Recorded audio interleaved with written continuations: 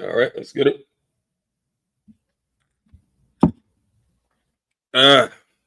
Great day, great morning, great afternoon, whatever time of day it is, you're consuming this evergreen material, which, by the way, just so you know, first time in here, just know 98, close to 9, I'd say closer to 100. Right, as close as you can get to 100 without it being 100. All right, so 99.9, I would say, percent of the material that you consume here. So you can get to 100. Is evergreen, meaning whatever time, whatever the year is, regardless of when you happen to run across the material, it is here. It is going to be just as valuable for you. So just know that. Know that from jump. All right. Know that from jump. You are listening in and tuning in to one of the most consistent human beings that you will ever come across. So just accept it and buckle up for the long haul, because today, in fact, we're going to be talking about where the consistency comes from, how I'm able to stay so consistent, and what it's all about. Where the consistency. Everything is good. Everything is being heard, and we gonna get into it. Good morning, good afternoon, again, whatever time of day you are consuming this. Welcome back. We are here. We are back. First and foremost, let me just introduce myself really quick to anybody that may be new to my world. First and foremost, my name, it's Aswand Cruickshank. I am your one and only Move Swiftly speaker, former Division I college football player, and current 5-time, soon to be 6-time published author and educator. Created a whole brand, a whole framework, a whole mindset, a whole concept that's all about taking the innovative teamwork lessons that one learns on the football field and applying them to businesses and business owners, so they have a group of employees and they have a staff that moves as efficiently. You want to mirror that efficiency and that productivity that you see a championship high school and youth football team have. If you've ever been around one of those championship high school or youth football teams, if you've been around a championship team at that level, that's what you want your staff looking like. That's what I teach. That's what I am able to do. That's the code that we've cracked around here in terms of what we can do for you, what I can do for your staff. And that's what we're all about here. We're all about serving business owners so they can create that staff. They can create that hunger. It's possible. It's something that can be done, but you have to have the right people around you. You have to have the right situation in place for you to be able to do this. All right. This is important stuff. It's important for you to be able to grab these lessons from somewhere. So all that being said, let me just get through the announcements real quick before I get into the topic today, which, by the way, we're talking all about being consistent. I'm going to lay out the top 5 ways, the top 5 things that you need to be doing right now if you want to be consistent, if you want to be able to publish things in a consistent basis frequently and make sure it's of quality. You've got to follow these 5 steps today. All right. So first and foremost, let me just get through these announcements. Business owners. Listen up, business owners. All right. If you have not yet, there's a free resource that you need to be taking advantage of right now. If you have not yet, go to freeguide.makeyourmove.com. I have created a very easy to understand 10-step process in which you can be utilizing right now to make it so you start to change the morale in your staff. You have to start from somewhere. We break it down into a very simple equation. It is, number 1, you have to have measurables established for every single person that is receiving a paycheck. Say that one again for the people in the back. All right. You need to have some established measurables for every single individual that is receiving a paycheck. Whether the paycheck is coming every 2 weeks, whether the paycheck is coming off some contracts, whether the paycheck is coming once a month, I don't give a shit what. If you're taking money out of your profits and giving it to another individual, there needs to be established measurables for the person. When you start establishing these measurables, people walk in with a very focused, concerted effort to know shit has to get done before the day is over. When you just kind of let people freelance and do their thing and get buddy and everybody's all friendly and they want to do happy hour and everybody's just hanging, there's no measurable. Shit doesn't get done. Results aren't happening. You need to have measurables established. So again, you can be friends and have fun and all that kind of stuff, but at the end of the day, work needs to get done business needs to get done. That has to happen. You have got to have measurables established. You take that and then you add a professional distance. You're the business owner. You have to have a professional distance where the measurables established. I asked you to do X, Y, and Z, and I'm going to distance myself from you. I'm not going to maybe not hang out in the happy hour, or I'm not going to hang out and have little conversations with you that are not pertaining to what's going to be best for the business. Then you got to, again, hey, you chose to be a business owner. You don't get to be their friends. That's the part. So part of the deal that a lot of you guys don't really understand. I feel like I hate seeing that. I feel like, but I hear myself saying that repeatedly over and over every single time, you turn this camera on, put the microphone on. Is as a business owner, that's the sacrifice you make when you decide you're going to own a business. You don't get to be their damn friends. You don't get to be buddy with them. You don't get to be cool with them and hanging out and partying and all that other bullshit. You got to have a professional distance. All right. So you have established measurables, and then you take that with some professional distance. That is how you create the productive environment. That is the equation. That is the equation we kind of align ourselves with around here, right? One of my favorite books is Outliers by Malcolm Gladwell.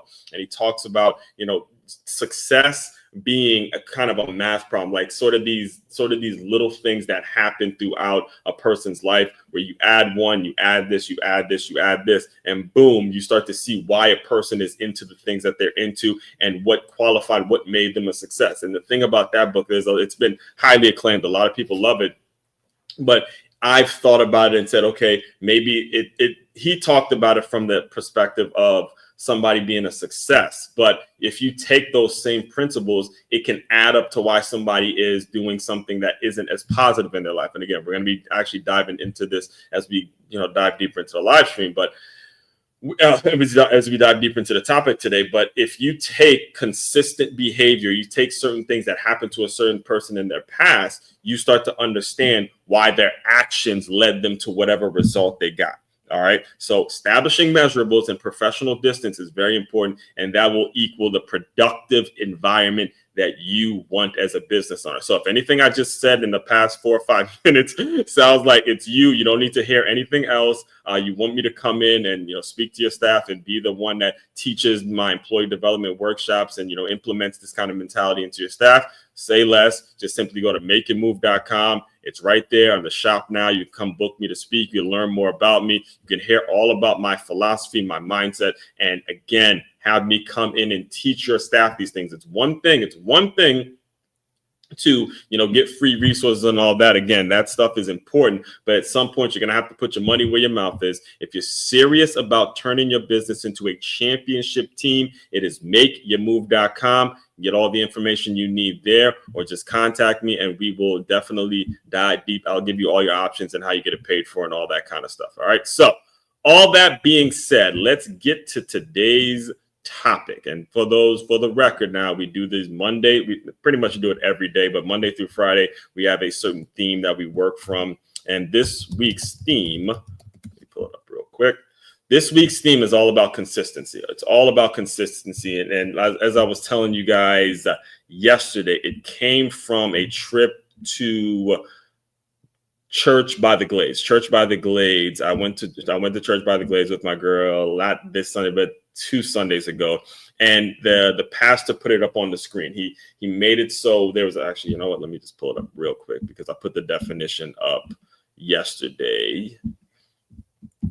And right there. All right. So he talked about something called consistency and continuity. And whenever I even hear the words continuity, I'm always of the mindset. I'm always going back to the football world because, understand, I didn't get like this overnight. I didn't develop the confidence to tell you as a business owner that you need to be invested in me because I can teach your staff how to operate like a championship high school and youth football team. Notice I say high school and youth football team because when I got to playing at the collegiate level, I ended up working for a pro NFL, like a pro team. I saw the business start. I started to see where the holes in the operation have gone wrong. In fact, next week, I'm going to give you guys a little preview for next week. I'm going to be talking about the College Sports Commission, all my thoughts and philosophies on that. That deserves a whole week's worth material. So I'll be saving my thoughts and my feedback and my take on that for next, because it's just too many for me to break down in one show. It's literally going to be something I have to break down throughout a week. So, but anyway, when it comes to what the reason for this week's topic, which is all about consistency, when I heard the pastor speak on continuity and consistency and how they're aligned, I'll give you an example. In my first book, Swiftly, I wrote a story. I put the kind of the concept of what constitutes as a great play when you're talking about a football play. All right. So normally when you watch football, and for my people who don't watch football or don't understand the game of football, you can at least follow along because you're going to recognize, if you've ever even seen a game, you're going to recognize, or it's going to start connecting what I'm saying. Just give it a moment. All right. So there's something called a running back. All right. There's something called a running back. And normally the quarterback, he takes the ball from the center. He hands the ball to the running back. Every once in a while, the running back will break past the line of scrimmage. He'll break past the second level. So he'll break past the D line and he'll break past the linebackers and he'll go for a really long run. All right. So most of the time that happens, a running back is usually tripped up by a defensive back, because defensive backs are a lot faster. Running back is running with the ball. He gets a little winded, or, he had to do a lot of things to get past. So obviously the DB, who's normally faster than the running back as it is able to walk him down or, trip him up at the end so he doesn't score. But it's still a big play for the offense. All right.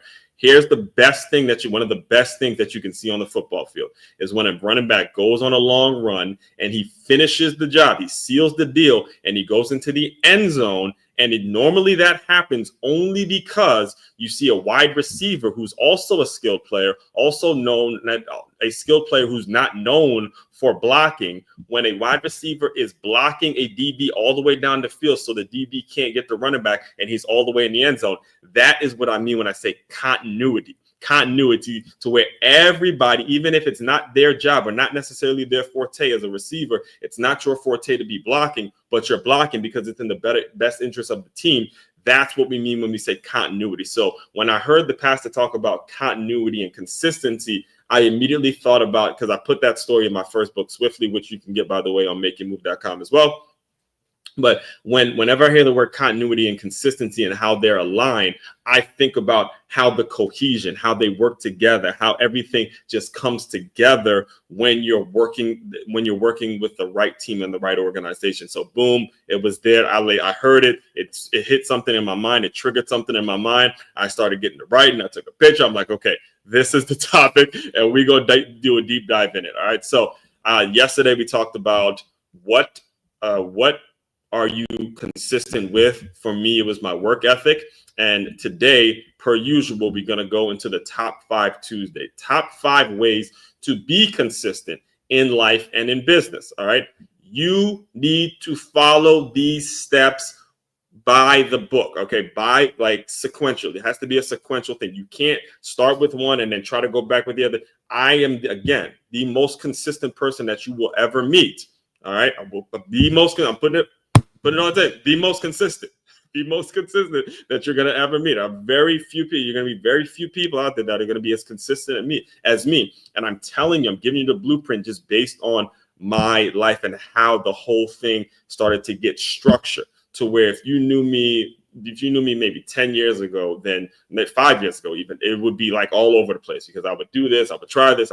I mean, I was literally just out of my mind trying to figure stuff out. However, the more I grew, the more I understood, the more I humbled myself, the more I paid for coaching, the more I started listening to others and seeing and reading the feedback and figuring out who exactly it is I want to serve, and start only focusing on the people that are high ticket or potential high ticket clients and things like that. All of that started to change to where I started saying to myself, you know what, maybe that book doesn't need to be written right now, right? Maybe I need to be focusing on marketing to this person. Maybe I need to be focusing on building that platform. Maybe I need to be focusing on making sure because for the longest time, listen, I wouldn't even be on YouTube. It would just be the podcast coming out every 2 weeks. it'll be twice a week on, whatever platform on all these podcasts. And now, even though they were great shows, highly energetic, in the same way I am now as I am them when I recorded them. But the difference is it's not getting to as many people. It's not always getting to the right people because this stuff isn't on LinkedIn. It's just a post on LinkedIn. Now I'm on LinkedIn, Facebook, and YouTube every single day, right? Every single day. The live stream is coming out. There's other platforms that's allowing me to distribute my material to more people as we go. All right. That's the point of it. You have got to be humble enough to know, hey, even though you want to work hard, even though you have great work ethic, a lot of these things can become a detriment to you if you're not careful. So all that being said, let's get right into it. Top 5 ways to be consistent in life and business. Reading directly from the article of medium.com. That's a photo right there. Shout out to the kidney walk. That's the reason I actually put this one. This was what I've done this. So I do the warm-ups for the kidney walk in Fort Lauderdale. And they just asked me to do it again. This will be like 4 or 5 years in a row now that I'll be doing it. So it's right there at the Plantation Central Park where I used to train. I used to train a lot of the clients that I had from 9 Round. So it's always rewarding being in that park specifically. Which, by the way, one more thing before I get to the article. Let me make sure I make this announcement real quick. So also before I almost forgot to do this. I have started doing my free, not free boxing, but I have opened the business back of doing boxing lessons. All right. You can buy them in packs of 6. All right. So 6 hands-on boxing sessions. It's $150. Here's what you get. You get 6 hands-on boxing sessions with me, certified coach, focus on fundamentals, conditioning, and mental toughness, group style, energy, and real life application. So basically, if you want to do that, if you want to buy the 6 for another individual, that's fine. Or you want to buy them for you and let's say your spouse. I know some people are going to be doing that. I've opened that up as well. It's again, $150 for 6 sessions. The sessions are going to be in West Palm Beach. If you're not in West Palm Beach, you're responsible for the travel expenses, which again, I'm primarily going to be serving Boca and Boynton and Deerfield and all that. So, it's not going to be crazy in terms of where I'll be traveling. This is primarily for my South Florida listeners. And then if you're a life group member, there's an exclusive discount to become a life group member. I do them free every 2 weeks. So if you're a member of Life Group Church and you signed up to the group, then you do get a discount on these as well. Completely almost forgot to promote that. I just made that adjustment before I got on here. So I'll start making that announcement. Regularly as well. So, all right. So let's get into the article. That being said, let's get into the article. All right. Top 5 ways to be consistent in life and business. All right. By Aswand Cruickshank, Mr. Move Swift plus LY. Let's get right to it. No fluff, no buildup. This is your Top 5 Tuesday. And if you miss Monday's kickoff, go check that out to understand why consistency only matters when it's aligned with the right vision. Here are the 5 ways to lock in your consistency professionally and personally. Number 1, first things first, you gotta give a shit. You have to give a shit. All right. It is so important. So important. If you're going to remain consistent, you got to care. You just got to care. You have to give a shit. All right. So let's read through it. Yep. I said it. You have to care deeply about what could go wrong if you don't do what needs to be done. I run and work out every single morning. It's not just about health. It's about connection. I was raised watching my mother do the same. And even today, that ritual feels like my time with her. Again, when you grow up, one of the things that my mother always instilled in me or always would say is, you're going to miss these days. There were times in which she would pick me up from practice, or like there was one time, I remember one time we used to practice. So when I played for Good Counsel High School, which is a well-known high school when it comes to football and all that. So our football team, we wouldn't practice at the school. It was like a local park or whatever that she would come and she would just kind of watch us practice and then pick me up after and all that. So there was a time like years after where we drove past that park, and in her head she goes, yeah, this kind of we're just driving by, it reminds me of when we used to watch you guys at practice and getting better, because it was some serious shit. This wasn't no bullshit program. This was some serious shit going on, to where, you know, we had accomplishments, we had things we needed to accomplish. So, you know, when I would work out with it, all these little things of nostalgia would kind of always come back to me every single morning whenever I'm running. However good or bad the day was before, when I'm running, it's my time to really center and get back to being productive. Whatever happened the day before, it's kind of my bonding, my alone time. So that in itself, I give a shit about that, obviously, but here's the real reason, going back to the article directly, but here's the real reason.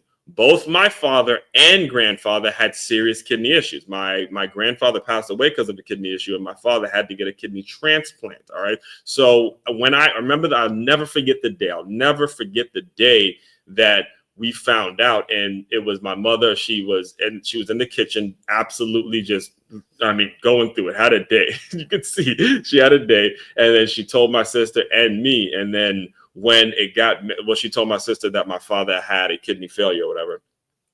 And it was one of those things where we had known, because we had recently went to my grandfather's funeral. So what happened was the two of them kind of looked at me as they were expressing it. So it's like, you know, his father had a kidney thing and now he got it. So they kind of looked at, they both looked, my sister and my mother looked at me like, what's up, dog? Okay. And it's funny thinking about it now, because at the time I loved me some bacon. I loved some salt. I loved all that. I know, like, all of the stuff I kind of gave up now. I loved eating all that shit. And, you know, over time, you know, we would hear, like, one of the blessings about that time is I remember it was after it had happened. I went to a doctor's checkup, and I spoke to the doctor, and because he had known what was going on with my dad, my sister took me to the doctor for like a little checkup or whatever. And the doctor kind of was like, yeah, just every once in a while, you could have a little bit of bacon here and there and stuff like that. And I'm looking at my sister, I'm like, man, I got to give up bacon now? I got to give up my bacon? So on a serious note, so the real reason I keep on my body, I make sure I'm healthy and all that kind of stuff, is I saw the long-term consequences up close. That's why and again, going back to the article directly now, guys, that's why I gave up alcohol, something I used to enjoy, because I give a damn about being here for my future kids and grandkids. If you don't care about the cost of inconsistency, you'll never commit to the habits that protect your legacy. So I wanted to give you guys two examples when it came to this one. So we're talking about giving a shit. It works in both ways. All right. Works in both ways. So when it comes to the running parts, again, you enjoy running, and, you know, some endorphins, and it's kind of the alone time. But also when it comes to stuff that you have to give up for something better. Understand, I was alcoholic, all right, in college. By the time I got to college, I'm, you know, kicking back beers, me and Bacardi, and, you know, we just chilling. I grew up a very shy, reserved young man. So by the time I got to college, the alcohol would always loosen me up, and then it just turned into just a shit show. It really would. It would turn into a damn shit show. But it was fun. You were having fun. Again, you're young and you're just doing whatever, because you're at that age where you can kick a few back and be good for practice or whatever it was. And once I realized, so what actually happened, to be 100% honest with you, what happened was my sister actually, so she had a moment there where she thought about being a bartender. Yeah. She had a moment where she thought about being a bartender. And to be a bartender, you have to go through a lot of tests, and they tell you about the cost of alcohol and this, that, and the third. You know, they basically put you through that entire process, right? So what actually ended up happening was my sister came home one day and she goes, yo, alcohol is bad for you. the look on her face as she's learning, as she's coming into this new knowledge in terms of how bad alcohol is for you, that stuck because, again, it stuck more than it may have stuck for somebody else who didn't have to watch that, because I had the idea and the concept of, okay, you have grandfather, my father, kidney issues. I want to be someone that actually breaks that trend. At the end of the day, I get it's fun to be drunk and talking shit and all that, and, just be a shit talker, but you just got to give it up. So that's what I mean. Number one, this is important because you have to do these things in sequential order. Again, we are discussing top 5 ways to be consistent in life. The first and foremost thing that needs to go down is you got to give a shit. You have to care. You just have to care about something that's bigger than yourself, and you have to care about it to the point where you don't want to see it happen to you. All right. That's number one. Number 2, it's big. Self-accountability. Dun, dun, dun, dun, dun, dun, dun, dun, dun, dun, dun. Self-accountability. You got to hold yourself accountable for your shit. All right. You got to hold yourself accountable for all the BS and all the things that you want. And when I'm talking about self-accountability, I'm actually talking about positives as well. All right. If you are determined to become a doctor, if you're determined to become a lawyer, if you're determined to go get a PhD, if you're going out and you're saying these things, if you're determined to make 6 figures, you got to start to become responsible for your own self-determination. So you better make the damn sacrifices that you need to be making now in order to get there tomorrow. That's a self-accountability thing. That's yourself. That's you and you. That's you in the mirror saying, hey, I want this out of my life. I want to be this, but I don't get to just sit my ass on the couch. I don't get just to sit and wake up and look up at the ceiling and hope these kinds of things happen. No, I'm going to set my alarm. I'm going to have my workout clothes ready. I'm going to go to sleep in my workout clothes, right? Go to sleep in my workout clothes. Make sure my alarm is somewhere where I can't just lean over and hit the snooze button. No, I'm going to have to I'm going to put my alarm loud enough by the door so it keeps going off. So I have to literally physically get up out of the bed and then turn it off. Okay, now I'm up. I could just put my shoes on. That's self-accountability. That's you thinking the night before, okay, I know if I do something small, this is small. If I put my alarm clock next to my bed and it goes off at the time I say it's going to go off, I know I could just lean over, hit the snooze button, and take my ass back to sleep and say, I'll try again tomorrow. Fuck that, right? I'm going to take my alarm clock and I'm going to put it near my door handle. I can't reach my door handle from my bed, so I'm going to actually have to physically get up to turn it off. And by the time I'm up, I just don't want it. I can't go back to bed at this point because I'm holding myself accountable. That's you. That's on you. That's on you. That's on you to make that change. That's on you to actually do something about it. Self-accountability, number 1. All right. If you want to be more consistent, you better start developing some self-accountability. Let's go to the article. So read it again. Hold it again. Self-accountability. No one is going to hold you accountable like you can. And if you're not ready to own your choices, don't expect anyone else to save you.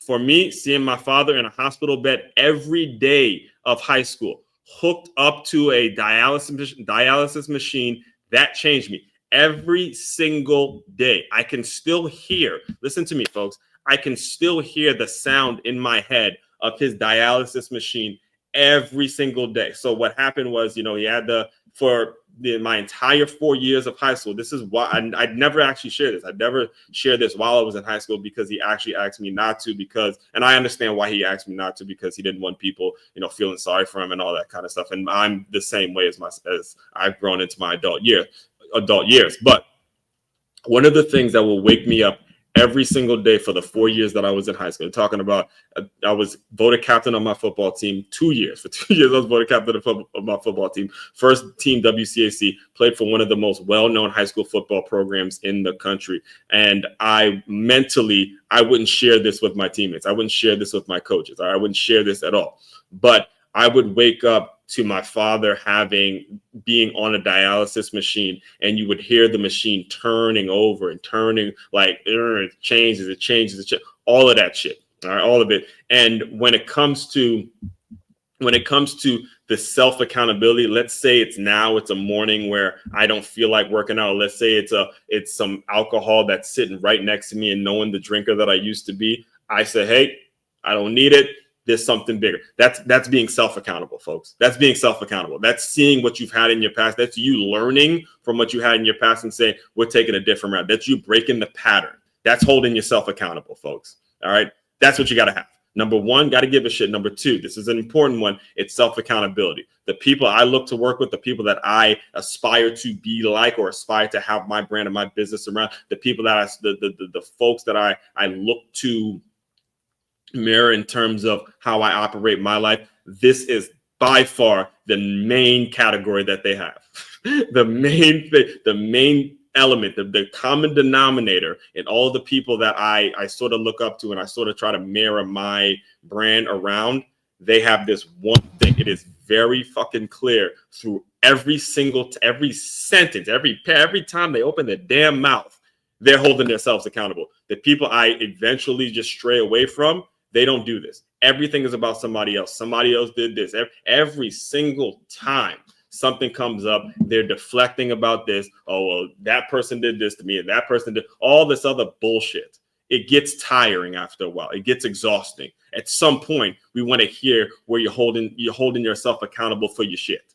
That's the part of it. That right there is the part of it that a lot of you guys listening to me, you lose a lot of quality relationships and quality people that could have been productive members in your life because you don't hold yourself accountable for shit. It's all about somebody else, and then you end up where you end up. Period, point blank, end of sentence. And well, I didn't even get through. All right. So for me, seeing my father in the hospital bed every day in high school, hooked up to a dialysis machine, that changed me. That was the moment I realized I couldn't ignore my health. I had to be my own motivator. What are you letting slide in your life because you're waiting for someone else to push you? That is the problem. And that goes right into number three. All right. So number one, giving a shit. Number two, self-accountability. And number three, peer accountability. P-E-E-R. All right. Peer accountability. Let me put it up on the screen real quick. Your peers, all right, your peers, the people that are around you that know you the best, that you talk to on a regular basis. Peer accountability. When you take care of number one and number two, something powerful happens. Your peer group levels up. Say it to them now. Come on, let me let that sing. I'm gonna get a sip of water while that one sings.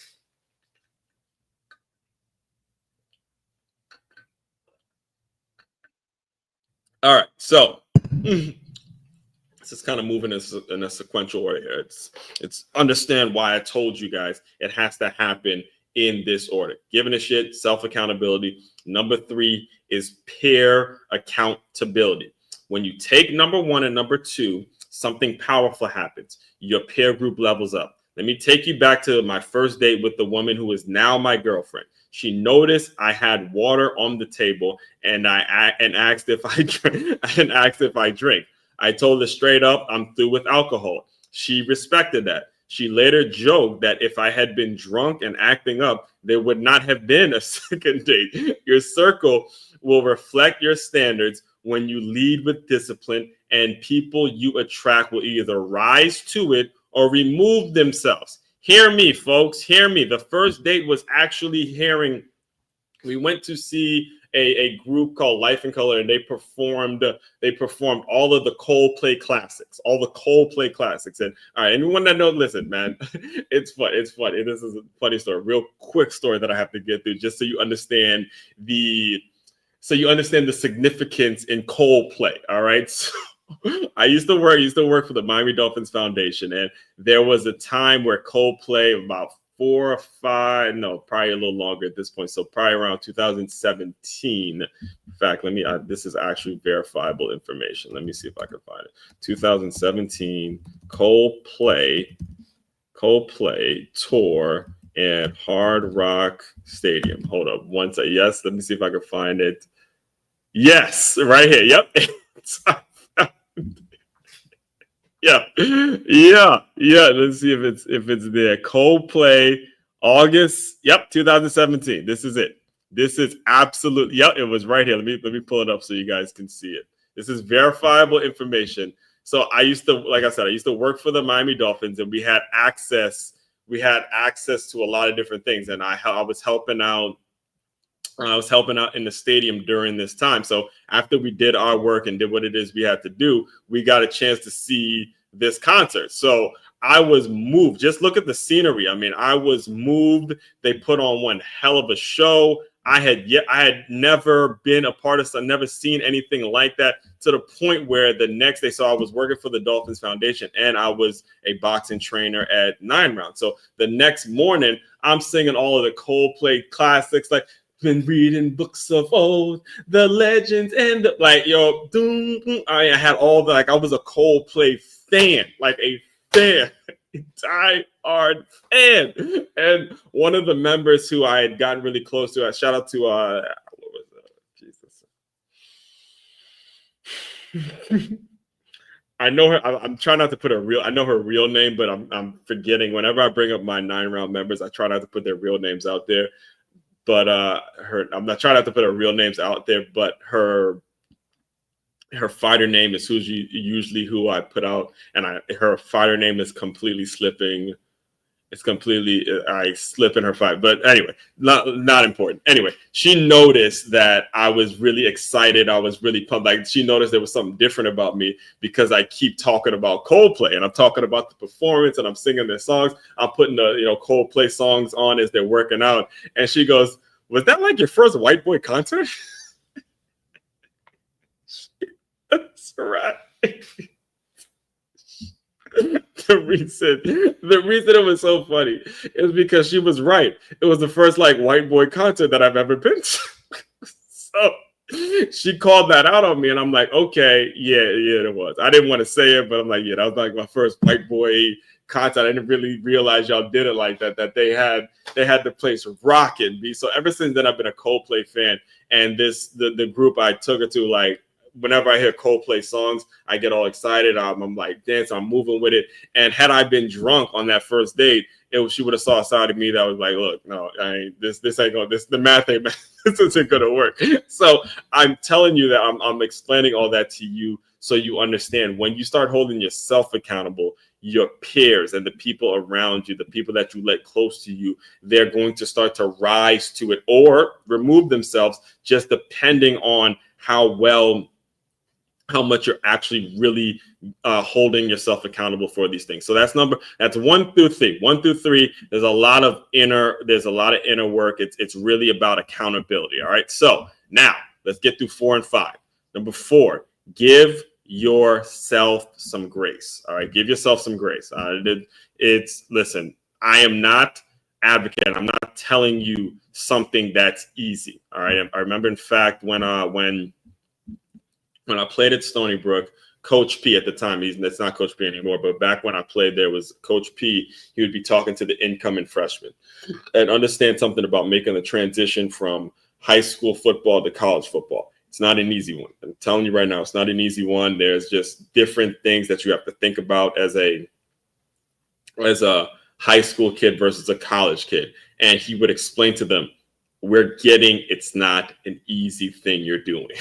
We understand that coming and playing at this level of college football and then trying to manage your classes and having, to deal with being away from home and being away from your friends and family, not being the star athlete anymore. You're going to have to give yourself some time to adjust. You got to do this as you're trying to become consistent. You can't shoot out. You can't be all, I'm gung-ho and doing this at the beginning. And then over time, you start to taper off. You have to give yourself some grace and understand you will make mistakes. There are going to be some really, really, really shitty days. There are going to be some really, really tough conversations. Going to be some really, really difficult decisions that you have to make. Give yourself some grace. All right. So let me read it directly so you guys understand it, because this is something I still myself, I'm telling you right now, I myself am in the process of learning this. So this one I had to learn from her. Being consistent doesn't mean being perfect. There's a learning curve, a growth period, a journey. You're not going to get it all right away. Give yourself grace as you grow, because if you're putting in the work, you're still on track even when results haven't shown up yet. Understand this. All right. Understand it. But this is why 3 is so damn important. When you have peer accountability, then you're able to explain to them, like on a daily basis, say, hey, I tried doing this, I tried doing that. And there's an element there where, hey, it didn't work out the way you wanted it to work out, but there's a process. There's a process that you can't forget that you have tried, and you can't forget the process. In fact, one of the things that I've actually started doing and I've adopted in my own business is, as I'm reaching out to leads and I'm asking ChatGPT to send me, list of names of people that might be interested in working with me, might be interested in collaborating, I'm always constantly now, I put the system in, I put the automation in, and I ask ChatGPT, I say, okay, whenever you give me a list of people to work with, always tell me why. Always give me a description as to why this particular person made it on the list. So I know as I'm going out and I'm having conversations with people in, day-to-day conversations, or something might come up in my inbox, or I may reach out to somebody, or an email I sent 2 months ago might finally get replied to. And I know, you have to have this self-awareness so you understand putting in the work and processing it and tracking your process. All of that stuff is important because you just never know when you're going to need to lean on it as you're moving forward. All right. So we're at number 5. Very self-explanatory one. Commit to the journey, not the destination.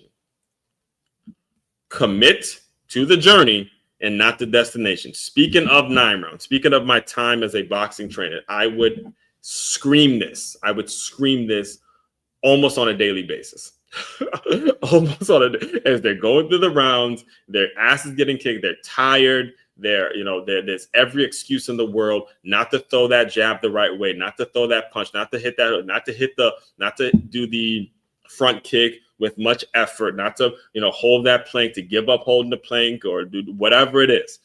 Success, it's in the journey. You're not going to get to a certain weight and be like, okay, I've reached it. You're not going to get the house and say, okay, I've reached the destination. You're not going to get the job. You're not going to get the 6-figure, 8-figure sale, whatever you go. You're not going to get the thing that you think you want, and all of a sudden you become successful. Success is the journey. It is not a destination. Hear me. It's not a place that you go. Success is not somewhere you go. Success is in the journey. Commit to the journey. And that is the success. You see, the fairy tale bullshit that they feed you with the Disney movies and the social media stuff, they make you feel like, they make you think. This is what they poison your kids with. They probably poison you with it, is they make you think that because you have reached a certain place, all of a sudden you have become successful. That is a lie. That is a lie. That is a damn lie. It's a lie. All right. Success is you committing to the specific thing you want to do and just doing it. Success is me actually showing up every single morning and turning on this microphone and speaking on it every single day. That's the success. The success is the journey. All right. It's not where you go. Let me get to the article because I can go on a rant on that one. Let me get to the article, but read directly from the article and I'll close you guys out too. Success is not a finish line. That's some fairy tale fluff sold by media headlines. Real success is found in your daily process. How you show up when no one's watching, how you respond when things get tough, and how you keep moving forward even when results aren't instant. When the results aren't instant, when they're not instant, how do you keep showing up? Love the process. That's how consistency becomes constructive. Ed moves swiftly. All right, yeah. So then I get into Ed moves swiftly. We teach business owners how to build teams that function like championship programs, rooted in daily habits, clear culture, and purpose-driven accountability. So that's me just explaining to you business owners to make sure you sign up and do all that. But I will make sure I reiterate as I close you guys out. Number 5 is the most important part of this entire thing. Understanding number 5. Again, you're not going to get to number 5 overnight. You have to take the steps first. You have to, number 1, you got to give a shit, hold yourself accountable, pair accountability, give yourself grace, but understanding that there is not going to be a tangible thing, a tangible number that you can get to and say, okay, I'm successful. No, not going to work. That's you thinking that I just got that. That puts it in your brain that you can make shortcuts, that you can take shortcuts, and that you can look for easy roads out. And you can look for easier ways to do shit that you need to be doing. All right. No.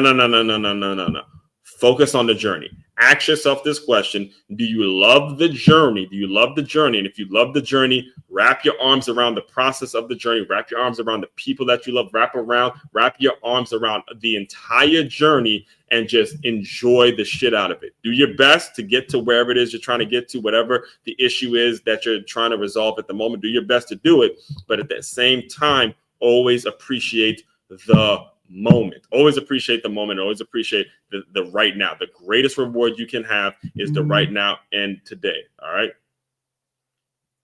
So all that being said, again, tomorrow we will be diving into Wintrapreneur Wednesday, where we'll talk more about how I have gone from podcast to platform.